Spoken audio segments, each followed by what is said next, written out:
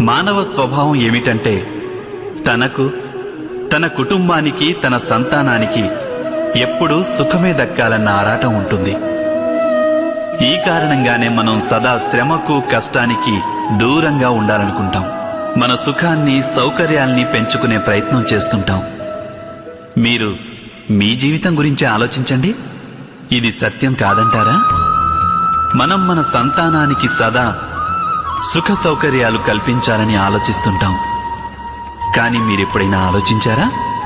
కేవలం సౌఖ్యం వలన ఏం ప్రయోజనం ఉంటుందని? కేవలం సుఖ సౌకర్యాల్ని పొందడం వలన వారి జీవితం ఎలా ఉంటుంది అని? శరీరం శ్రమించినప్పుడే ఎక్కువ ఆరోగ్యంగా ఉంటుంది.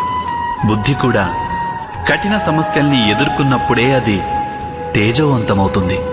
ఇది మనందరికీ అనుభవగతమే. బహుశా మనమిది